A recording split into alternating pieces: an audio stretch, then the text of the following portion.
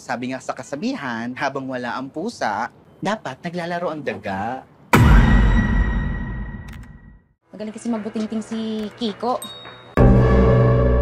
Apakalupit mo talaga, Aljur.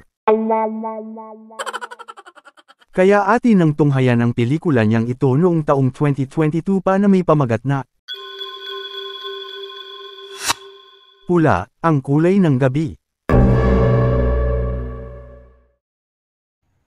At nag-umpisa ang palabas kung saan atin nang makikilala si Mira, na siyang magiging bida natin sa pelikulang ito.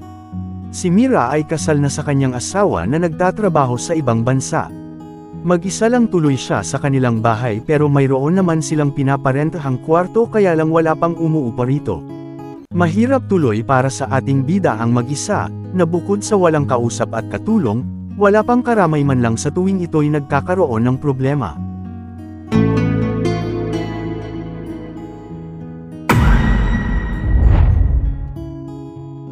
Hanggang sa makikilala ni Mira ang mag-asawang ito na sina Kiko at Glenda, na siyang tumulong sa kanya upang mabawi ang maliit niyang bag na hinablot ng isang snatcher. Dahil dayo ang mag-asawa sa lugar at naghahanap ng matutuluyan, bilang pasasalamat ni Mira ay nirekomenda nito ang pinarerentahan niyang bahay. Iyon nga lang ay dahil dito naman magsisimula ang mga pagseselos ni Glenda dahil sa mga nakikitang tila pagpapapansin nitong si Kiko kay Mira. Baka Aljur Abrenica yarn Miss Glenda. Dahil naman sa tagal ng walang umuupa, may ilang bahagi ng bahay na kailangang ayusin kaya dito papasok sa pelikula ang dalawang lalaking ito na sina Mang Cesar, at ang pinsan ni Kiko na si Lando. Tila nabadbara naman ang ating bida sa naging asal nitong si Lando dahil kung tumingin, para bang may ibig sabihin.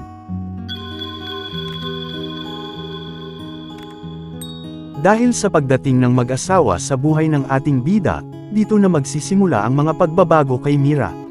Ang dating hindi nag-aayos sa sarili dahil wala naman raw ang asawang kanyang pagpapagandahan, ngayon ay kung ano-ano nang inilalagay sa mukha, at minsay napapapunta na rin sa parlor ng kanyang kakilala upang magpaganda.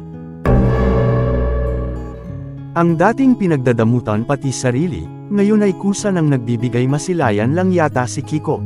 Naku po!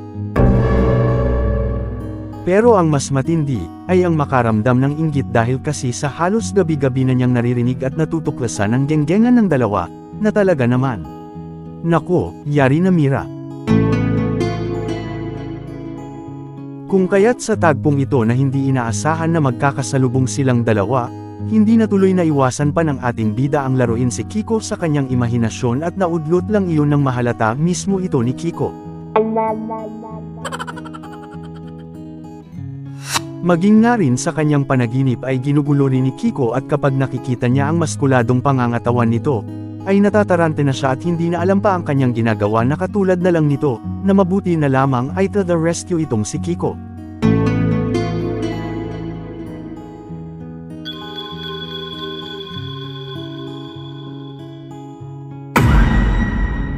Dahil nasa mundo ng pelikula, hindi mawawala ang kontrabida kaya sa tagpong ito kung saan nakahanap na ng tiyempo itong manyakol na si Lando, lakas loob na pinasok ang tahanan ng ating bida na nagkataon namang naliligo, at dito na nga nabusog ang mokong kahit hindi naman kumain. At saka kinuha pa ang branded na So-En, at inamoy-amoy na para bang isang bubuyog sa ibabaw ng mabangong flower. Aba ang lakas ng amats mo Lando. Pero malas lang niya dahil nakita siya ni Kiko at tahimik siya nitong kinakaladkad palabas at pagkatapos ay binigyan ng leksyon upang hindi na niya ulitin pa ang kanyang ginawa. Nalaman naman ni Glenda ang dahilan ng kanilang pinagtatalunan at iba na naman tuloy ang pumasok sa isipan nito at iyon ay ang concern pa raw talaga itong si Kiko para kay Mira. Kaya dito na natin malalaman na may maitim pala silang pinaplano, at kasama nila sa planong ito sina Mang Cesar, at itong si Lando. Ang punto lang naman ni Kiko kung bakit pinakikitunguhan niya ng maayos si Mira, ay ang ayaw lang niyang mabaliwala ang kanilang pinaghirapan, at masira lang ang kanilang matagal na pinagplanuhan.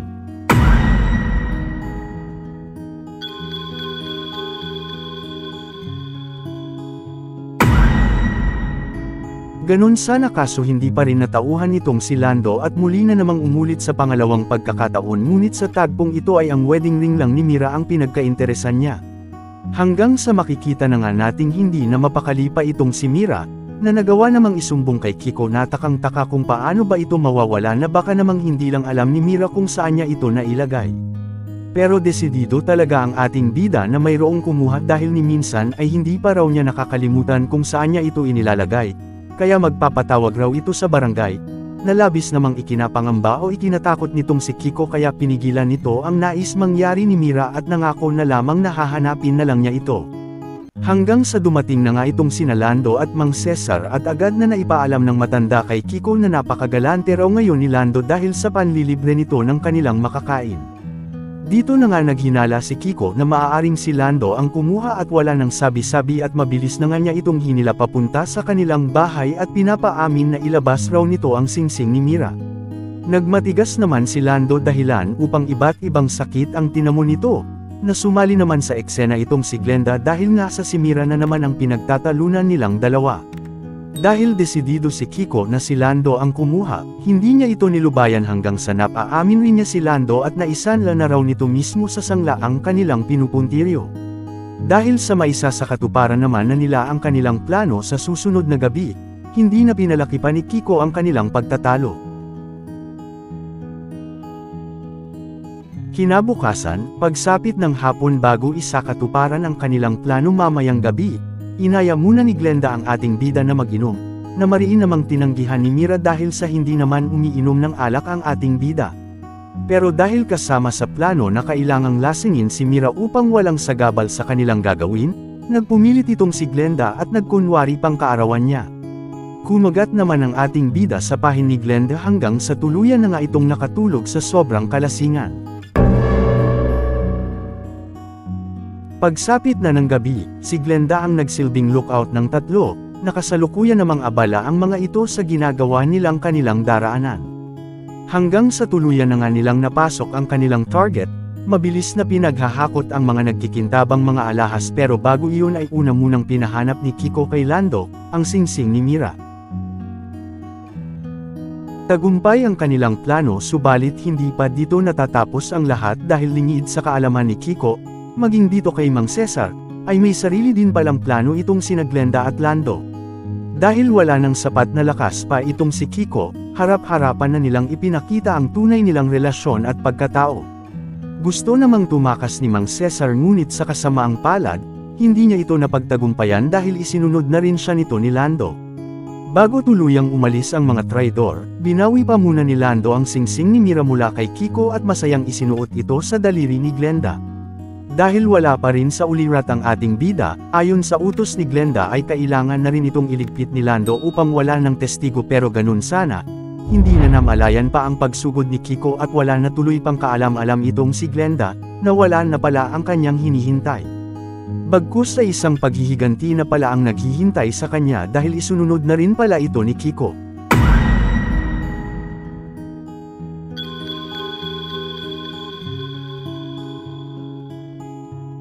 Kaya sa pagtatapos ng pelikulang ito,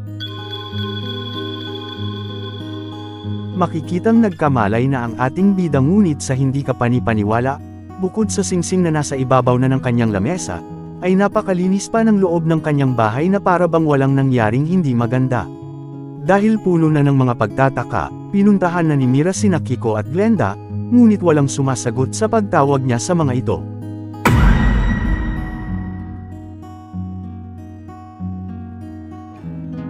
Kung nagustuhan ninyo ang mga ganitong video, ay pakipindot na lamang po ang like at mag-subscribe ka na rin kaibigan upang sa ganoon ay maging updated ka sa mga susunod pa nating video.